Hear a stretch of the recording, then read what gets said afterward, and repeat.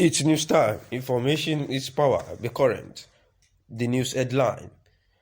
Kanu, Minister of Justice, speaks on the condition that will make Buhari release Kanu. The news in full. In a television show hosted by Nigerian Television Authority (NTA), as reported by Daily Post, the Minister of Justice and Attorney General of the Federation, Abubakar Malami, stated reasons why the president should consider releasing the leader of the banned indigenous people of Biafra. It will be recalled that in the middle of last year, the leader of IPOB was arrested and detained in the custody of the DSS. From there, he went to court to face charges brought against him. In the show, the Attorney General of the Federation said that President Muhammadu Buhari would only consider the interest of the people rather than the interest of few people. That is, the indigenous people of Biafra, being few compared to the interest of the Nigerian over 200 million Nigeria.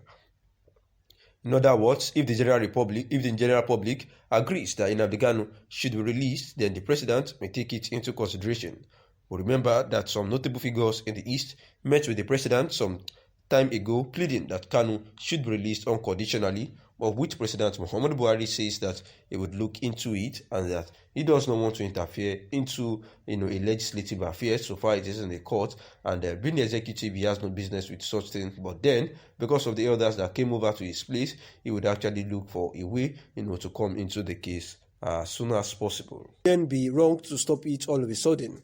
The unity of the country is further rooted in the national anthem, and any organization in the country should ceaselessly work towards the unity of the country.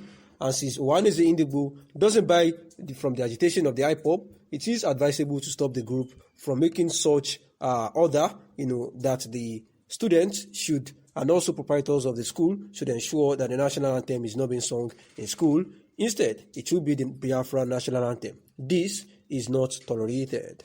Due to the incessant killings and attacks by bandits, including other terrorists in the north, a group of northern youth under the umbrella of CNNG, Concerned Northern Nigerian Groups, embarked on a protest 11th of December 2021 within the northern region.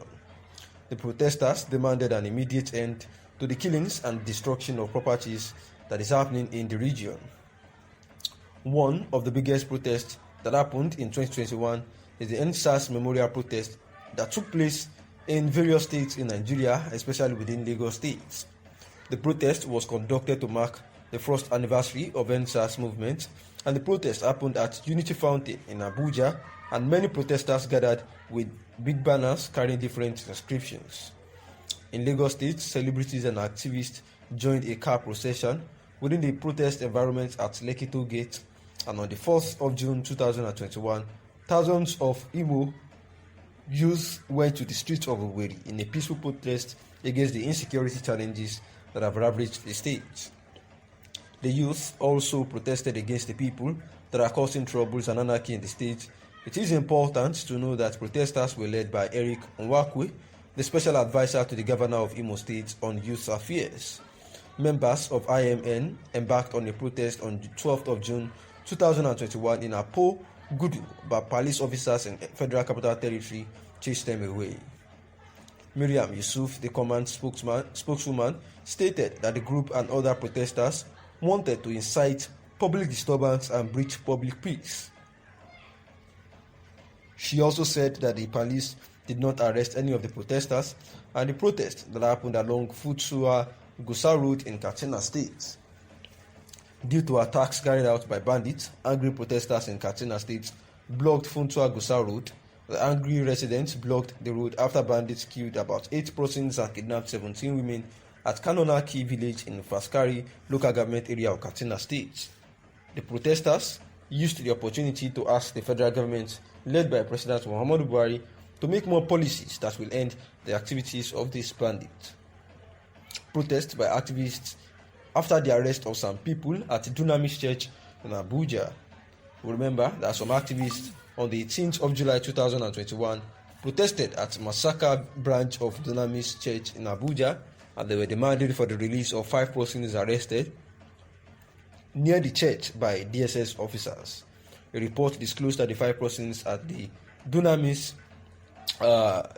International Gospel Center in Abuja were allegedly arrested on the 1st of July for wearing Buhari Must Go branded t-shirts. And these are the cogent 8 massive protests that happened in the northern and southern parts of Nigeria, within 2021, that caused a whole lot of, cacophony and mayhem in the country. The protests, which was spurred a whole lot of reactions within the country, just like that of the Father Mbaka, who happens to be a renowned prophet of God, that prophesies, most especially things that would happen within in the political affairs. At a particular point in time, he was asked that why does he, meddle into political affairs, by prophesying things about political, and he said that, God, did not specify that this is the only thing, this is a particular thing that must not be prophesied about or talked about. Even politics is part of the things that affect the Christian life and should be prophesied about. And therefore, when he got missing, the church members took it up and came out to protest en masse about his disappearance, thinking that the Muhammadu Buhari-led regime might have involvement in his appearance, and the DSS were forced, to make